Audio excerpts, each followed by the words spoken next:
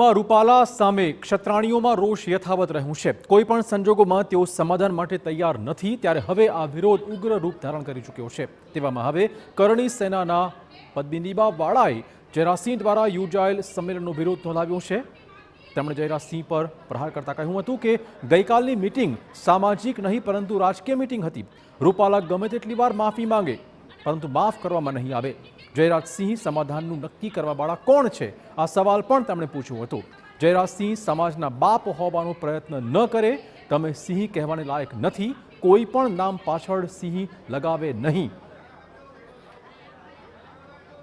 કે કાલે જે મીટિંગ થઈ હતી બરાબર છે, ત્યાં જે નિવેદન લેવામાં આવ્યું છે એ આખો ક્ષત્રિય સમાજ એનેથી વિરોધમાં છે। કોઈ પણ 5-10 વ્યક્તિઓ ભેગા થઈ અને આખા સમાજનું નિવેદન નથી લઈ શકતા। કોઈ પણ સત્તા હોય, કરોડો અબજો રૂપિયા હોય, એ કોઈ ક્ષત્રિય સમાજનો એક બાપ નથી, બરાબર છે। એ કહી નથી શકતા કે આજે આ બધું પતી ગયું, એ અંત આવી ગયો, અંત આવ્યો નથી, હવે શરૂ થશે શરૂ, બરાબર। આ ક્ષત્રિયનું નામ લીધું છે એ લોકોએ, તો આજે ઈ મીટિંગમાં અહીંયા જે બેઠા હતા ને એ ક્ષત્રિયોના ભાઈઓ હતા, ભાઈઓ, તો એ લોકો કાલથી એની પાછળ સી ન લગાડે, બરાબર। સી તો ન જ હોવું જોઈએ। અમે વિરોધ અમારો ચાલુ જ રાખશું જ્યાં સુધી રૂપાલા ભાઈ ટિકિટ રદ નહીં થાય અને આખું હિન્દુત્વ જોશે કે એ લોકોએ ક્ષત્રિયનું નામ લીધું છે। જો આનું પરિણામ નહીં આવે ને તો આખું હિન્દુ સમાજ રોશે, એવું અમે કરીને દેખાડવાના છીએ। વધુમાં પદ્મિનીબા વાળાએ જયરાજસિંહ પર નિશાન તાકતા કહ્યું હતું કે રૂપાલાએ મહિલાઓનું અપમાન કર્યું હતું, તો મહિલાઓને ગઈકાલે સંમેલનમાં એન્ટ્રી કેમ ન આપવામાં આવી? હિંમત ન હોય તે મહિલાઓની અટકાત કરાવડાવે। તો નમાલા હોય ને ઈ બાઈલા હોય ને બાઈલાવ, ઈ બેનોની અટકાયત કરે। અને રૂપાલા ભાઈ, તમે આ સત્તાનો પાવર તમારી પાસે રાખજો। મારા ઘરે પોલીસ મોકલી હતી, એ બાઈલાવ હામા આવાય, હામા આવી જાવ, હામા। પાછી બેનોને પોલીસની અટકાયત કરો છો, પાછા વિડિયો વાયરલ કરો છો કે મરદના દીકરાઓ ઈ સામે આવે, તો અટકાયત શું કામ કરી?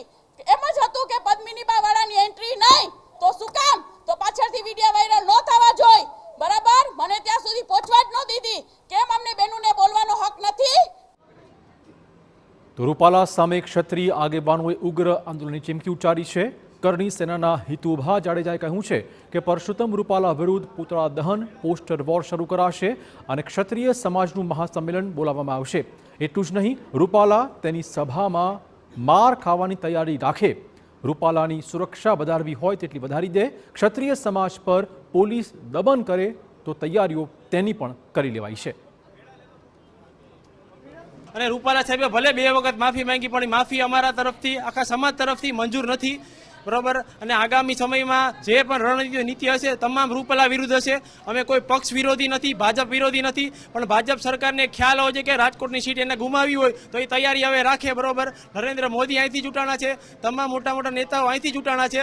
હવે ભાજપ સરકાર પૂરી તૈયારી રાખે રૂપાલાને ગુમાવવાની, બરોબર। અમે સંપૂર્ણ રીતે એનો વિરોધ કરશું। જ્યાં જ્યાં સભા ભરશે ત્યાં માર ખાવાની તૈયારી રાખે। એક ગરાસિયાનો દીકરો, ક્ષત્રિયનો દીકરો હવે સહન નહીં કરે, હવે માર ખાવાની તૈયારી રાખે। જેટલી સિક્યુરિટી એને વધારી હોય ને એટલી વધારી લે। આમ સમગ્ર રાજપૂત સમાજ રૂપાલાની ટિકિટ રદ કરવામાં આવે તેવી એક માંગ કરી રહ્યું છે, ત્યારે હવે ભાજપ શું કરે છે તે જોવું રહ્યું।